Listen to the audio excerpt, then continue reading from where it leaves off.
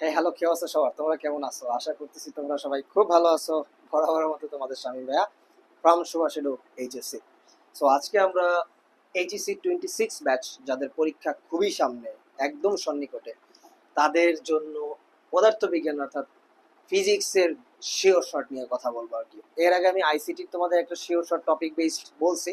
আজকে আমরা ফিজিক্সের কথাটা বলবো যে ফিজিক্স আসলে কোন কোন চ্যাপ্টার পড়বা, কোন কোনটা চাইলে বাদ দিতে পারো, এবং এই মুহূর্তে কতটুকু পড়লে তুমি খুব দ্রুতই কাভার আপ করতে পারবে। আসলে যারা খুব বেশি আগে পড়ো নাই, রিসেন্টলি মোটামুটি একটা কাভার দিতে চাইতেছো, তাদের জন্য এই শিওর শর্ট খুবই গুরুত্বপূর্ণ এবং অসাধারণ একটা গাইডলাইন হিসেবে কাজ করবে। ঠিক আছে? সো এইচএসসি 26 ব্যাচ তোমরা পুরো ভিডিওটা মনোযোগ দিয়ে দেখবা এবং আমি কি কি বলতেছি পুরোটা খেয়াল করবা। এবং সামনে 26 ব্যাচের জন্য আমি আইসিটির বেশ কিছু প্রবলেম সলভ করবো। তোমরা ইউটিউব চ্যানেলটাতে কানেক্টেড থাকো এবং পেজটাতে লাইক দিয়ে রাখো, হয়তো বা আরো বেশ কিছু ক্লাস পাবা। ঠিক আছে? ওকে, আসো। সো পদার্থবিজ্ঞানের টপিক অনুযায়ী সাজেশন প্রথম পত্র এবং দ্বিতীয় পত্র, এইটা নিয়ে আজকে আমরা কথা বলবো। এবং এইখানে আমরা একটা সুন্দর টপিক বেস সাজেশন দেওয়ার চেষ্টা করবো, যাতে তুমি অ্যাটলিস্ট মোটামুটি ওই টপিকগুলোকে কাভার আপ করে যাইতে পারো আর কি। ঠিক আছে? ওকে, চলো আমরা হচ্ছে পরের স্লাইডে চলে যাই। এটা হচ্ছে আমরা প্রথম পত্র ফিজিক্সের প্রথম পত্রে টোটাল কয়টা চ্যাপ্টার আছে? 10টা চ্যাপ্টার আছে। সেই 10টা চ্যাপ্টারের মধ্যে আমার প্রশ্ন আসবে 8টা, সিকিউ আসবে কয়টা? 8টা, তাই না? সো চলো আমরা সেটাকে একটু ব্রেকডাউন করি। মোট 10টা চ্যাপ্টার, এই 10টা চ্যাপ্টারের মধ্যে আমার সিকিউ আসে 8টা, আমার অ্যান্সার করতে হবে 5টা। অ্যান্সার করতে হবে কয়টা? 5টা। অ্যান্সার করতে হবে 5টা। তাহলে 5টা যদি আমার অ্যান্সার করতে হয়, তাহলে আমি আগে ডিফাইন করার চেষ্টা করি যে কোন কোন চ্যাপ্টার থেকে 100% শিওর প্রশ্ন আসবে। অর্থাৎ 10টার মধ্যে আমি 5টা চ্যাপ্টার পড়বো, যেই 5টা থেকে 5টা সৃজনশীল আসবে, এইটা আমি আগে ডিফাইন করার ট্রাই করবো। এবং সেইটা যদি আমি ডিফাইন করতে পারি, তাহলে ওই 5টা টপিক আমি ডিফাইন করবো। তারপর 5টা টপিক, 5টা চ্যাপ্টারের উপরে যেই টপিকগুলো টাচ করার সম্ভাবনা সবচাইতে বেশি, সেই টপিকগুলো দেখবো।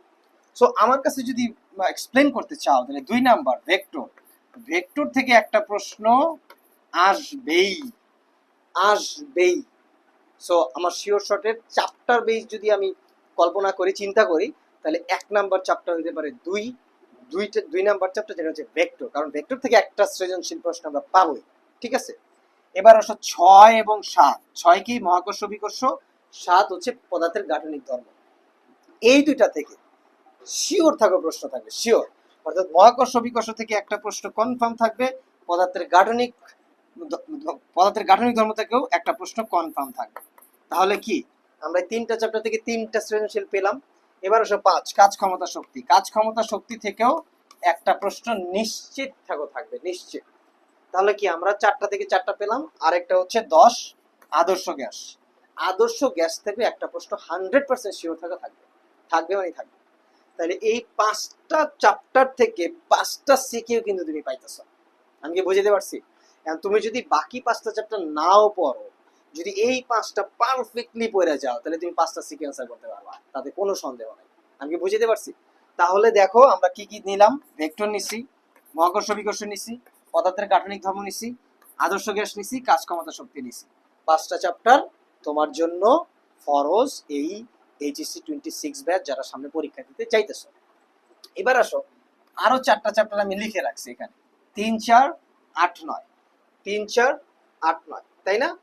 সো এই যে 4টা চ্যাপ্টার আমি লিখলাম, এই 4টা চ্যাপ্টার থেকেও আমাদের কিন্তু প্রশ্ন আসার সম্ভাবনা আসবে। যেমন 8, 9 মিলায় একটা দিতে পারে, অথবা 8 এবং 8, 9 মিলায় একটা আসার সম্ভাবনা আছে, অথবা 8 থেকে পূর্ণাঙ্গ একটা, 9 থেকে পূর্ণাঙ্গ একটা আসতে পারে। আর 3, 4 মিলে একটা দিতে পারে, অথবা 4 থেকে পূর্ণাঙ্গ একটা এবং 3 থেকে কিছু অংশ নিয়ে দিতে পারে, অথবা 3 থেকে একটা, 4 থেকে একটা দিতে পারে। সো এইগুলো হচ্ছে দোদুল্যমান, বাট এই 4টা থেকে প্রশ্ন আসবে, তুমি শিওর আসবে। কিন্তু তুমি শিওর না যে 100% এটা থেকে আসবে কিনা, অতটুকু শিওর। ঠিক আছে? বাট এই 5টা থেকে তুমি 100% শিওর যে প্রশ্ন আসবে। তাহলে এখন প্রশ্ন যে তুমি চাইলেই 5টা চুজ করতে পারো। আর যদি তোমার কাছে মনে হয় এখানে কিছু চ্যাপ্টার কঠিন লাগতেছে, ধরো কাজ ক্ষমতা শক্তি, মহাকর্ষ বিকর্ষ অথবা পদার্থের গাঠনিক ধর্ম তোমার কাছে একটু কঠিন লাগে, তাহলে তুমি এটা সুইচ করে গিয়ে 3, 4 অথবা 8, 9 এই দুইটার যে কোনো দুইটা চুজ করতে পারো। এখান থেকে দুইটা সরাই দিয়া 3, 4 অথবা 8, 9 চুজ করতে পারো। সেটা তোমার উপরে ডিপেন্ড করতেছে। ঠিক আছে? সো আমি মোটামুটি মানে টপিকের উপরে যে শিওর শর্ট 4টা সেটা বলে ফেলছি, মানে কোন 5টা চ্যাপ্টার তুমি সিলেক্ট করবা সেইটা বলে ফেলছি, এবং চ্যাপ্টারে 100% প্রশ্ন আসবে সেটা বলে ফেলছি। এবার চলো আমরা এবার কথা বলি হচ্ছে প্রতিটা চ্যাপ্টারে কি কি টপিক খুবই গুরুত্বপূর্ণ যেখান থেকে প্রশ্ন করবেই, মোটামুটি নিশ্চিত যেখান থেকে প্রশ্ন করবে। তাহলে চলো আমরা যদি দেখি, এক নাম্বার হচ্ছে ভেক্টর। ভেক্টর চ্যাপ্টার থেকে যদি আমরা চিন্তা করি তাহলে টপিক আছে মূলত দুইটা। তুমি যদি ভেক্টর থেকে চিন্তা করো টপিক পাবা দুইটা, একটা কি নদী নৌকা এবং বৃষ্টি রিলেটেড সৃজনশীল সিকিউ, নদী নৌকা এবং বৃষ্টি রিলেটেড সিকিউ, আর এটা কি স্কেলার গুণন এবং ভেক্টর গুণন রিলেটেড সিকিউ। তাহলে তুমি যদি ভেক্টরে এসে আরো স্পেসিফিক করতে চাও তাহলে তুমি দুইটা টপিক পাবা খুব ভালো করে, অর্থাৎ নদী নৌকা রিলেটেড এবং বৃষ্টি রিলেটেড যে ধরনের সিকিউ গুলো আছে, যেমন ধরো হচ্ছে নদী নৌকা এবং বৃষ্টি রিলেটেড লব্ধি বল দিয়ে যে জিনিসগুলো আমাদের বের করা লাগে, আবার পিথাগোরাস ল অ্যাপ্লাই করা লাগতে পারে। সো এই জিনিসগুলো আমরা মোটামুটি জানি যে আর সমান সমান root over P square plus Q square plus 2 P Q cos theta যে ফর্মুলা, ওইটা tan থিটা সমান সমান যেই ফর্মুলাটা আছে P sine theta by P plus Q cos theta.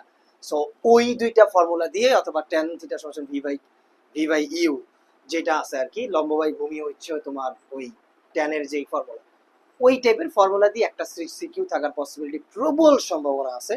অথবা স্কেলার গুণন এবং ভেক্টর গুণন, বিশেষ করে a ডট b সমান সমান 0 যদি লম্ব হয়, a ক্রস b সমান সমান 0 যদি সমান্তরাল হয়, এই দুইটা টাইপের জিনিস দিয়ে প্রশ্ন, অথবা একই সমতলে, যেটা খুবই ইম্পর্টেন্ট, একই সমতলে a dot b cross c সমান সমান 0, এই একই সমতলে থাকার যে টাইপের যে ম্যাথটা, এই টাইপের ম্যাথ আসার সম্ভাবনা প্রবল কিসে, ফিজিক্সের ক্ষেত্রে।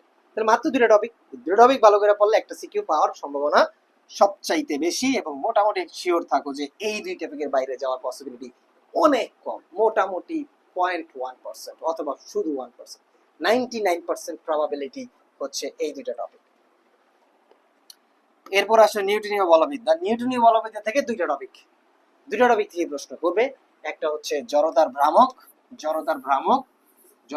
থেকে প্রশ্ন আসার সম্ভাবনা প্রবল, বিশেষ করে গতে, এবং ব্যাংকিং কোণ থেকে প্রশ্ন আসার সম্ভাবনা প্রবল।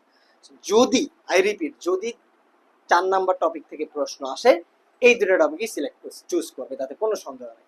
তাহলে তুমি কি করবা, এই দুটো টপিক খুব ভালো করে পড়ে ফেলবা, ওই দুটো টপিক রিলেটেড যত সিকিউ আছে সলভ করবা, এই দুটো টপিকের ফর্মুলাগুলা খুবই ভালো করে মাথায় রাখবা। তাহলে আমাদের মোটামুটি ব্যাংকিং কোণ গেল, জড়তার ভ্রামক গেল, এইটা হচ্ছে আমাদের নিউটনীয় বলবিদ্যার ক্ষেত্রে প্রযোজ্য হবে। এইবার আসো কাজ ক্ষমতা শক্তি থেকে কোন তিনটার বা চারটা বা দুইটা টপিক সবচেয়ে বেশি ইম্পর্টেন্ট, যেটা প্রশ্ন আসে। একটা হচ্ছে কাজ শক্তির উপপাদ্য খুবই গুরুত্বপূর্ণ, এবং শক্তির নিত্যতা, এই দুইটা জিনিস থেকে প্রশ্ন করার পসিবিলিটি, যদি কাজ থেকেই করে তাহলে এই দুইটা টপিক টাচ করবে 100% শিওর। আর যদি কর্মদক্ষতা করে, মানে ক্ষমতা থেকে করে, তাহলে কর্মদক্ষতা টাচ করবে। তাহলে তুমি কাজ ডব্লিউ সমান এফএস কস থিটা এবং কাজ শক্তির উপপাদ্য, আর হচ্ছে শক্তির নিত্যতা, এই দুইটা টপিক, আর হচ্ছে কর্মদক্ষতা অর্থাৎ ক্ষমতার যে টপিকটা আছে কর্মদক্ষতা, এই তিনটা টপিক খুব ভালো করে পড়বা। এই তিনটা টপিক পড়লে একটা সিকিউ পাওয়ার প্রবাবিলিটি সবচাইতে বেশি। দেখো আমি কত চমৎকার ভাবে তোমাদেরকে বলে দিচ্ছি যে ভাই এই 5টা টপিক পড়ো এই মুহূর্তে, একদম লাস্ট মোমেন্টে আইসা এই টপিকগুলোকে আরো স্পেসিফিক্যালি ভালো করে পড়ো, যাতে তুমি এখান থেকেই সিকিউ পাও। আমার কথা বুঝতে পারছো? তাহলে এগুলা তুমি একটু ফলো করো। এইবার আসো হচ্ছে মহাকর্ষ অভিকর্ষ থেকে তোমাকে যদি সিকিউ টাচ করে, তিনটা টপিক সবচেয়ে বেশি ইম্পর্টেন্ট: অভিকর্ষীয় ত্বরণ, অভিকর্ষ কেন্দ্র এবং মুক্তিবেগ থেকে করার পসিবিলিটি অনেক বেশি থাকে সবসময়ের জন্যই, তবে এই তিনটা টপিক সবচেয়ে বেশি ইম্পর্টেন্ট। কি বলছি? মহাকর্ষীয় ত্বরণ, অভিকর্ষজ কেন্দ্র এবং হচ্ছে মুক্তিবেগ। মানে এই তিনটা টপিক তুমি খুব ভালো করে সলভ করবে, এবং এই তিনটা টপিক রিলেটেড যে সিকিউ গুলো আছে সেগুলো তুমি ভালো করে দেখার চেষ্টা করবা। এবার আসো হচ্ছে পদার্থের গাঠনিক ধর্ম থেকে কোন তিনটা টপিক সবচেয়ে বেশি ইম্পর্টেন্ট, সেটা হচ্ছে পীড়ন এবং পয়সনের অনুপাত এবং সান্দ্রতা। এই যে তিনটা টপিক বললাম, সিকিউ যদি টাচ করে এই তিন টপিক থেকেই সিকিউ টাচ করার সম্ভাবনা সবচাইতে বেশি। আমি কি বলছি? পীড়ন, পয়সনের অনুপাত, সান্দ্রতা। তুমি এই তিনটা টপিকে যাবা, তিনটা টপিকের যতগুলো ফর্মুলা আছে ভালো করে শিখবা, বোঝার চেষ্টা করবা, এবং সেই সাথে তিনটা টপিক রিলেটেড যে ধরনের সিকিউ গুলো আছে সেগুলো তুমি সুন্দর করে সলভ করলেই হবে। ডান। এইবার আসো হচ্ছে তোমার আদর্শ গ্যাস। আদর্শ গ্যাস থেকে দুইটা টপিক, একটা হচ্ছে আদর্শ গ্যাস, যে পাঁচটা সূত্র আছে, চারটা বয়েলের সূত্র, তারপর হচ্ছে চাপের সূত্র, আয়তনের সূত্র, যে কয়েকটা সূত্রগুলো আছে ওইটা, এবং আদর্শ গ্যাস পিভিসিবল এনআরটি এইটা, এবং শিশিরাঙ্ক। এই দুইটা টপিকই তোমার হচ্ছে মূলত ইম্পর্টেন্ট। কি? আদর্শ গ্যাস এবং হচ্ছে শিশিরাঙ্ক। শিশিরাঙ্ক এবং আদর্শ গ্যাস হচ্ছে আদর্শ গ্যাস থেকে খুবই ইম্পর্টেন্ট, বিশেষ করে পিভিসিবল এনআরটি যেটা, অথবা P1 V1 বাই খুব সম্ভবত T1 সমান P2 V2 বাই T2 এইটা, অথবা হচ্ছে তোমার পিভিসিবল এনআরটি আর হচ্ছে শিশিরাঙ্ক। ঠিক আছে, এই টপিকগুলোর উপরে বেস করেই আদর্শ গ্যাসের প্রশ্ন বা সিকিউ থাকার সম্ভাবনা সবচাইতে বেশি। তাহলে তুমি কি করবা? দুটো টপিক নিবা, নিয়ে টপিকগুলোর ফর্মুলাগুলো মাথায় রাখার চেষ্টা করবা, বোর্ড কোশ্চেনগুলোতে যাবা, যে এই রিলেটেড যে টপিকগুলোর উপর যে প্রশ্নগুলো আসছে সেগুলো সলভ করে ফেলবা। ডান। এই হচ্ছে তোমার ফিজিক্সের ফার্স্ট পেপারের আমাদের যেই পাঁচটা চ্যাপ্টার আমি তোমাদেরকে দিয়েছিলাম, যে শিওর শর্ট 5 চ্যাপ্টার, ওই 5 চ্যাপ্টারের টপিকগুলো আমি স্পেসিফিক করে দিছি, যে এই টপিকগুলো পড়লে তোমার জন্য মোটামুটি সিকিউতে কমন পাওয়ার সম্ভাবনা সবচাইতে বেশি, এবং তুমি খুব সহজেই আরো কয়েকবার রিভিশন করতে পারবা যদি এগুলাই পড়ো, কারণ আর বেশি সময় নেই, মাত্র 1 মাসের মতো আছে। সো 1 থেকে 1.5 মাস আছে, এই সময়টাতে তুমি এইটুকুই ভালো করে পড়ো, তোমার জন্য বেস্ট সাজেশন হবে। এবার আসো পদার্থবিজ্ঞানের দ্বিতীয় পত্র। মোট টপিক বলতে চ্যাপ্টার আছে টোটাল 11টা। 11টা চ্যাপ্টার থেকে আমরা শিওর শর্ট 5টা নিব, 5টা থেকে 5টা সৃজনশীল পাবো, আর বাকিগুলো একটু মেনশন করে দেব।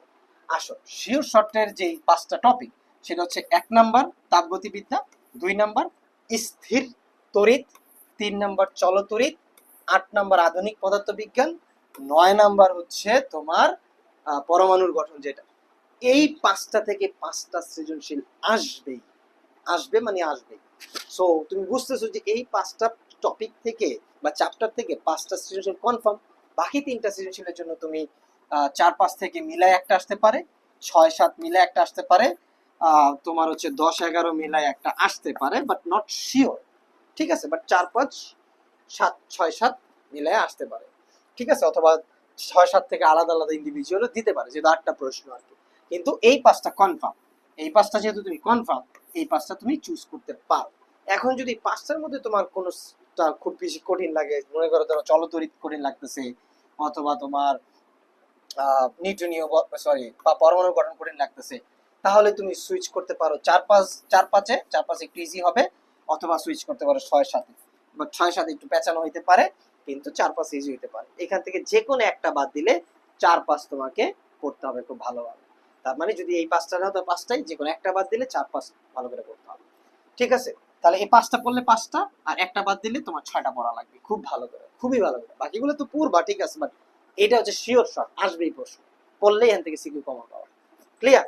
তাহলে চলো আমরা এবার হচ্ছে এই টপিকের যেই চ্যাপ্টারগুলো হবে, যে টপিকগুলো এই চ্যাপ্টার থেকে যে টপিকগুলো আমরা ইম্পর্টেন্ট, যে টপিকগুলো পড়লে আমরা সিকিউ কমন পাইতে পারি। সো তাপগতিবিদ্যার আমরা টপিক যদি চিন্তা করি, সমষ্ণ প্রক্রিয়া, রুদ্ধতাপীয় প্রক্রিয়া, আর হচ্ছে কার্নোচক্র এন্ট্রপি। কি বলছে? রুদ্ধতাপীয় প্রক্রিয়া যেটা আছে গ নাম্বার প্রশ্নে সেটা থাকতে পারে, ঘ নাম্বার হচ্ছে এন্ট্রপি থেকে থাকতে পারে আর কি। সো 3টা টপিক, সমষ্ণ প্রক্রিয়াটা পড়বা ভালো করে, রুদ্ধতাপীয় প্রক্রিয়াটা খুবই ভালো করে পড়তে হবে, এবং এন্ট্রপি বা কার্নোচক্র যেটাকে বলতেছি, এইটুকু টপিক, এই 4টা টপিক বা 3টা টপিক যেটা আছে, এটা যদি খুব ভালো করে পড়ো, এইখান থেকে একটা প্রশ্ন শিওর থাকো কমন পাবো। তাহলে এই 3টা টপিকে যাবা, 3টা টপিক থেকে তুমি তোমার এগুলা নিয়ে আসবা, কি বলে 3টা টপিক থেকে তুমি হচ্ছে ফর্মুলাগুলা ভালো করে শেষ করবা, ফর্মুলাগুলা শেষ করে তারপরে কি করবা, তারপরে তুমি হচ্ছে সিকিউ গুলা সলভ করবা, এই টপিক বেসড সিকিউ গুলা তুমি ভালো করে সলভ করে ফেলবা। আমার কথা ক্লিয়ার? ক্লিয়ার। এইবার আসো হচ্ছে তুমি পরের চ্যাপ্টারে, স্থির তড়িৎ। স্থির তড়িতে যদি আমরা যাই, তো স্থির তড়িতে আমরা মূলত 3টা টপিক আমরা নিতেছি, তড়িৎ বল, তড়িৎ ক্ষেত্র, তড়িৎ বিভব। তড়িৎ বলতে বুঝছো এফ, তড়িৎ ক্ষেত্র ই, আর তড়িৎ বিভব হচ্ছে ভি। এই তিনটা টপিক থেকে গ বা ঘ থাকতে পারে, এবং ধারকত্ব। আইদার এই তিনটা টপিক থেকে একটা সৃজনশীল ফুল আসতে পারে, অথবা ধারকত্ব থেকে একটা সৃজনশীল ফুল আসতে পারে। দুইটার একটা টাচ করবে আর কি। তাই তোমরা দুইটা টপিকই ভালো করে শেষ করবে। দেখো পুরা স্থির তড়িৎ থেকে আহামরি কিচ্ছুই দেওয়া হয়নি, মাত্র তড়িৎ বল, তড়িৎ ক্ষেত্রে তড়িৎ বিভবটা ভালো করে মাথায় নিবা, আর ধারকত্বটা, এবং এই রিলেটেড সিকিউ গুলা খুব ভালো করে সলভ করবা। এই রিলেটেড সিকিউ গুলা খুব ভালো করে সলভ করবা। That's it. তুমি বোর্ড প্রশ্নে বা বোর্ড কোশ্চেনে এই প্রশ্ন এখান থেকেই সৃজনশীল পাবা। তার মানে তোমার জন্য খুব প্যারাডা নেওয়া দরকার নাই, এইটুকু ভালো করে ক্লিয়ার করো, দাও। এরপরেরটাতে আমরা যাই, চলতড়িৎ। চলতড়িৎ একটা সার্কিট থাকবে, সোজা কথা, চলতড়িৎ থেকে সার্কিটেই আসবে। আমরা যাই চিন্তা করি না কেন, একটা সার্কিট আসবে, সোজা হিসাব।